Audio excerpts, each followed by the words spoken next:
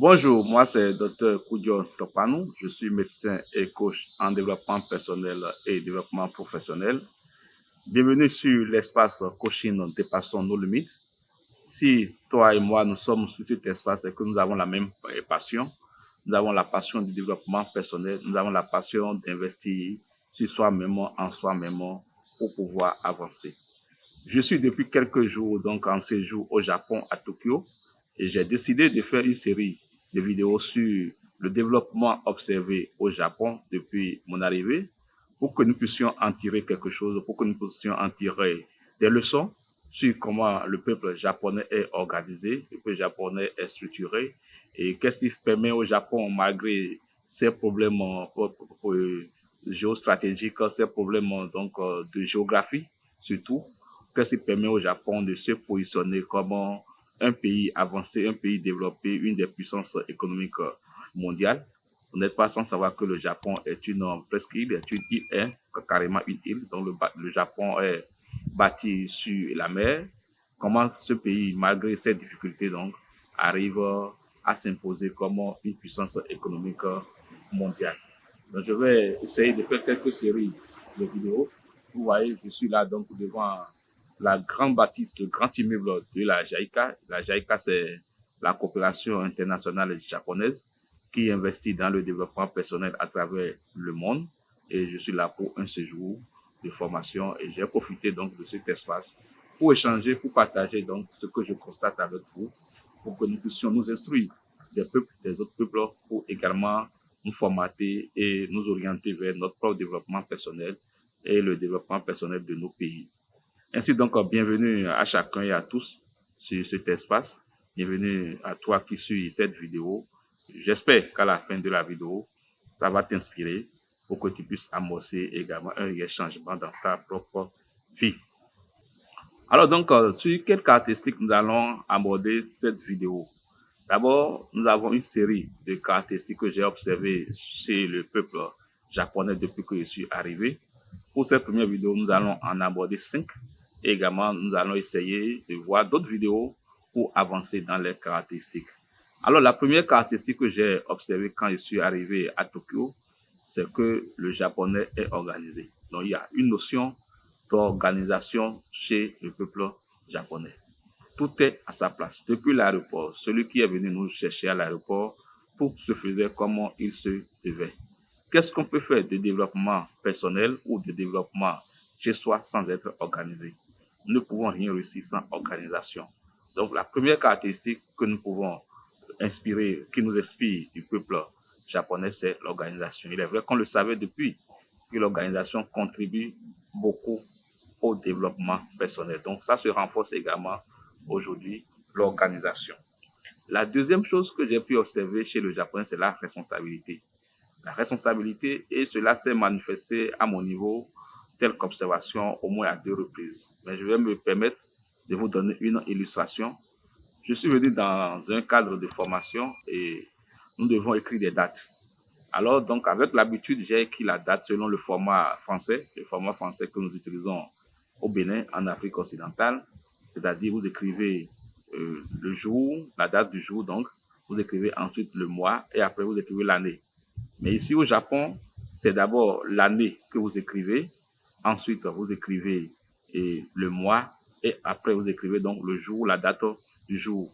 Et vous comprenez, moi quand je suis arrivé, donc pour écrire par exemple que je suis au 23 juillet 2023, j'ai écrit donc 23 le jour, ensuite le mois qui est juillet et après l'année qui est 2023. Et imaginez-vous que la responsable de cours elle est venue me voir pour me dire non, monsieur, écrivez tel qu'on écrit au Japon.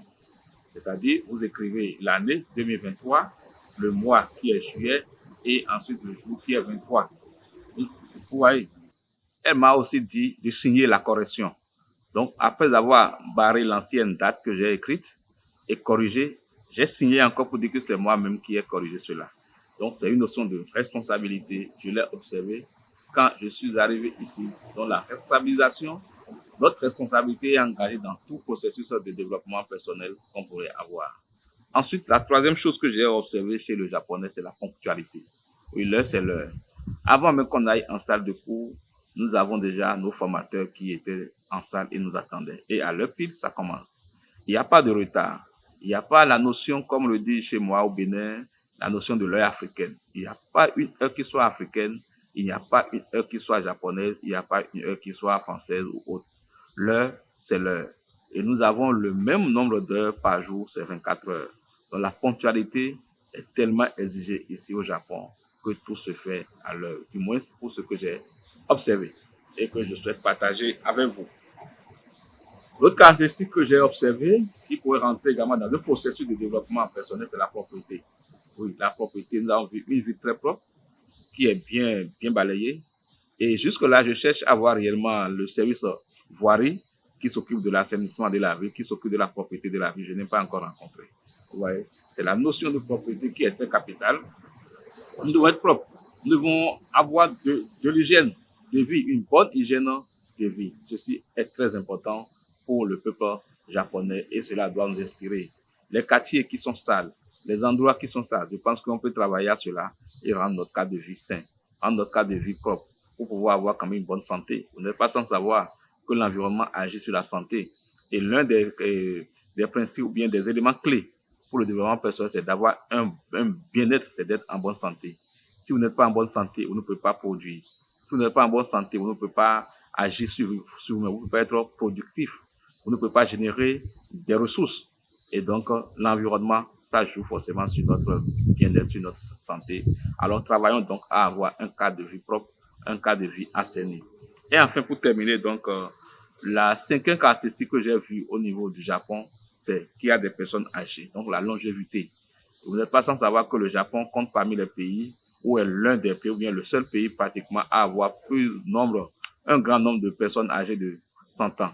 J'ai vu des Japonais très très âgés, mais qui sont encore en forme, qui font du sport, qui font du vélo.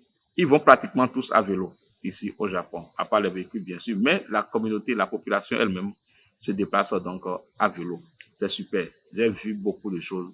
J'ai vu des personnes âgées continuer par aller à bicyclette et cela contribue à leur bonne santé, cela contribue à leur bien-être. Donc, c'est des exemples que nous pouvons voir et apprendre de cela, nous inspirer de cet exemple japonais. Dans cette première vidéo dont j'ai abordé les 5 caractéristiques du peuple japonais, si tu as aimé cette vidéo, je voudrais que ça change ta vie, que ça impacte notre vie à tous. Mais surtout, il faut la partager également parce que tu sais, la connaissance est la seule chose qu'on partage sans s'en appauvrir. Au contraire, on devient encore plus riche de sa connaissance. Nous sommes sur la chaîne Espace Coaching. Dépassons donc nos limites. Dépassons nos limites pour vivre mieux. Ayons l'audace d'oser. Dieu est dans l'action. Passons donc à l'action. Dieu bénit l'action. Passons à l'action. Agissons pour que notre propre développement personnel soit notre.